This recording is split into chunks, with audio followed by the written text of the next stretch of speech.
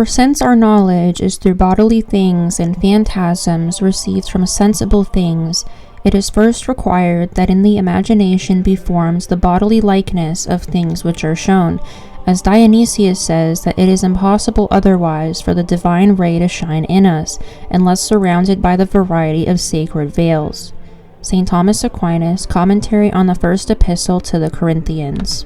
Veiling stopped being required after the promulgation of the 1983 Code of Canon Law. Many interpreted the change to mean that veiling was obsolete and no longer served a purpose. Some will go as far as to say that the code did away with veiling as a tradition. This couldn't be farther from the truth.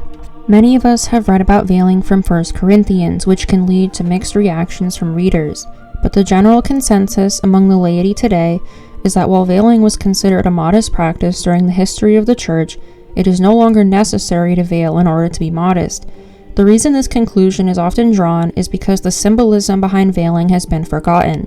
Many today will provide their own personal interpretation of the symbolism behind the veil. There are even feminists who attempt to portray the veil as a feminist symbol. When analyzing a tradition of the Church, it's important to research the symbolism behind it rather than concoct our own personal interpretation. Otherwise, we risk falling into the error of the Protestants, who pick and choose which traditions and practices to engage in based on their own personal understanding of them. In this video, we will be explaining the forgotten symbolism behind veiling. Veiling refers to the practice of covering one's head. This can be done at any time, but for the purpose of this video, we are focusing on veiling during prayer. For most of church history, it was common practice for a woman to veil herself, and this was considered the standard until very recently. We first read about this practice from St. Paul in 1 Corinthians chapter 11. He says, quote, "But I want you to know that Christ is the head of every man, and a husband the head of his wife, and God the head of Christ. Any man who prays or prophesies with his head covered brings shame upon his head. But any woman who prays or prophesies with her head unveiled brings shame upon her head.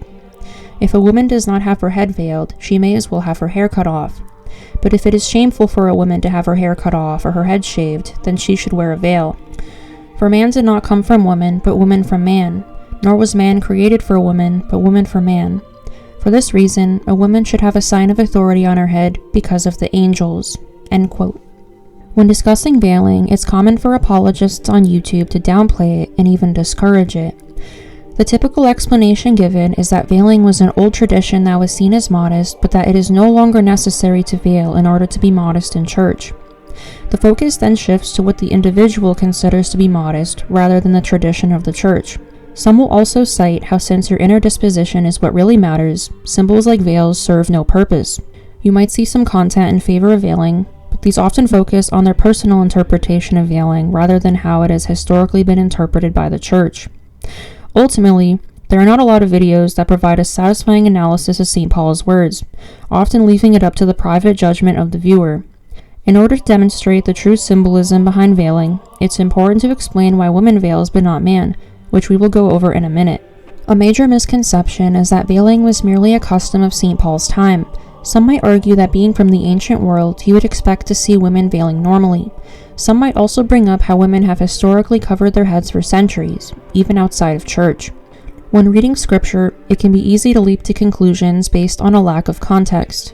In order to demonstrate that veiling was not merely a matter of culture for St. Paul, we will look to several doctors of the church. St. John Chrysostom, Homily 26 on 1 Corinthians, quote, "Having finished, therefore, all the discourses concerning all these things, he next proceeds also to another accusation. And what was this? Their women used both to pray and prophecy unveiled and with their head bare. For then women also used to prophesy.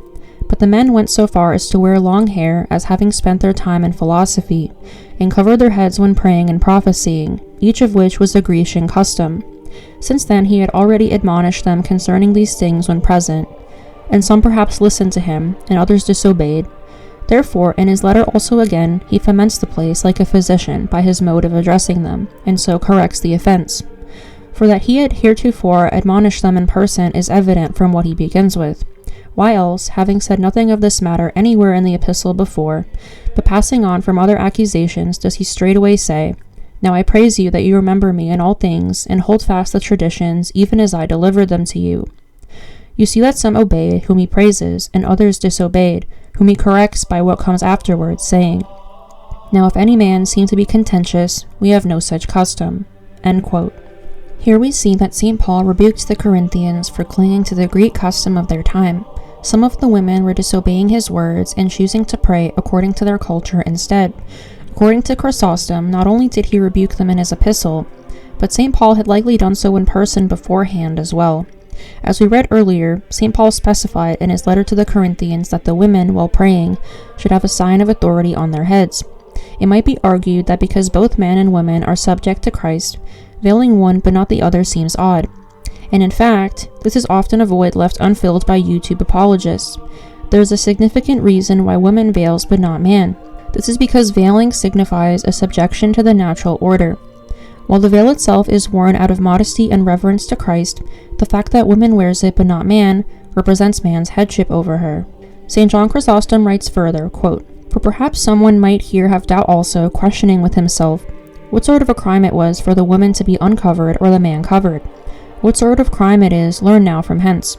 Symbols many and diverse have been given both to man and women, to him of rule, to her of subjection, and among them this also, that she should be covered, while he has his head bare. If now these be symbols you see, that both err when they disturb the proper order, and transgress the disposition of God, and their own proper limits, both the man falling into the woman's inferiority, and the woman rising up against the man by her outward habiliments." End quote.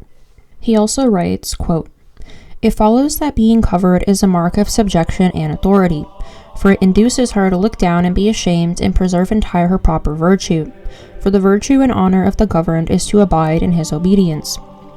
Again, the man is not compelled to do this, for he is the image of his Lord. But the woman is the glory of man, and that reasonably. Consider then the excess of the transgression when being honored with so high a prerogative you put yourself to shame, seizing the woman's dress. And you do the same as if having received a diadem, you should cast the diadem from your head, and instead of it take a slave's garment." End quote. It is common to disregard the notion of there being a natural order, even among Catholics today. In a society where man and woman have become completely equal, it's impossible for many to accept this way of thinking. However, this has always been the teaching of the Church. The natural order between man and woman is a massive subject and would require a whole different video to explain. For the purpose of this video, we will keep it relatively brief. St. Thomas Aquinas also writes about how woman veiling signifies her role in the natural order. In his commentary on 1 Corinthians, he writes, quote, "We must consider why man should not veil his head but the woman. This can be taken in two ways. First, because a veil put on the head designates the power of another over the head of a person existing in the order of nature. Therefore, the man existing under God should not have a covering over his head to show that he is immediately subject to God. But the woman should wear a covering to show that besides God, she is naturally subject to another." Then when he says, "Therefore, the woman," he draws the intended conclusion, saying, "That is why, namely, because man is the image and glory of God, the woman the glory of man. The woman ought to have a covering over her head when she places herself before God by praying or prophesying. In this way, it is shown that she is not immediately under God, but is also subjected to man under God, for the veil put on the head signifies this." End quote. The deep symbolism in veiling ultimately lies in the fact that woman veils but not man. Clarifying this is essential to understanding the tradition properly. Many are aware that veiling is considered modest, but don't understand why women ought to be set apart from man in the presence of God. The conclusion that is commonly drawn today is that because men and women are equal in dignity, there is no significant reason for women to present herself any differently. Therefore, modesty in church becomes reduced to wearing whichever clothing you personally find modest and nothing more. However, the natural order is not the only reason for the difference. St. Thomas writes further, quote, "It is natural for a woman to have long hair, for she has a natural disposition to this, and further, a definite inclination is present in women to take care of their hair. For this is true in the majority of cases that women take more pains with their hair than men. Therefore, it seems to be a condition suitable to women that they use an artificial covering for the head more than men." End quote. Here we have a good explanation of why veiling is modest. God's precious daughters are beautiful and valuable. In order to preserve ourselves for the Lord, we are set apart from man and given a special covering. It's important to note that there is nothing evil or immoral about a woman's body. The body is good because the Lord created it. Some mistakenly believe that woman veils herself solely to avoid tempting men. This requires a nuanced explanation, for while modesty is indeed done partially out of respect for our brothers and sisters, the primary purpose is reverence and submission to the Lord. It's also important to note that it's just as improper for man to wear a head covering during prayer. Whether one covers their head during prayer or not has an equal implication. St. Paul equally rebukes men for covering their heads just as much as he rebuked the women for not doing so. When seeking to be modest, the first place we should turn is the tradition of the church. Many will disagree with this, citing how the church has no official guidelines for dress, such as which garments to wear or how long a skirt should be. This is irrelevant because a veil is not the same type of garment as a dress or skirt. It has a unique symbolism of its own. Also, there are other ways to be modest even outside of clothing, such as the way we carry ourselves with others and how we behave in church. All of this has been written about and can be found in the tradition of the church. The veil is modest because you are taking the focus off of yourself and giving it to Christ. You are also being set apart from the men in church in a way that highlights your femininity and unique role according to God's design. However, this should not be seen as an oppressive practice or taken to mean that woman is lesser in dignity than man, as the church has consistently taught that men and women have equal dignity. On the contrary, the opportunity for women to veil is beautiful, because woman is not the only one being veiled in church. Inside a church, things get veiled to symbolize their sacredness. Tabernacles, chalices, and altars are the most prominent examples. It is no coincidence that God's precious daughters are also called to veil themselves. There are those who feel disdain at the thought of veiling, especially when hearing the traditional symbolism behind the veil. Some will respond to pro-veiling arguments with disdain, treating the arguments as though they are doctrinal. They will rebuke those who have love for the veil by reminding them that it is not required under current canon law. This completely mischaracterizes the arguments. It's common knowledge that veiling is a matter of church discipline, not doctrine. The arguments brought forth in favor of veiling stem from a place of piety and a desire to embrace the church's tradition. Similarly, this video is not a theological video presenting veiling as some kind of doctrine of the church. Rather, it is an explanation of its symbolism and of its place in Christian life. Since veiling is merely a symbol, some will immediately disregard it, thinking that it will serve them no purpose. However, symbolism plays a huge role in the Christian faith. Those who scorn veils and consider them foolish often aren't aware of the significance of symbolism and take it for granted in other areas.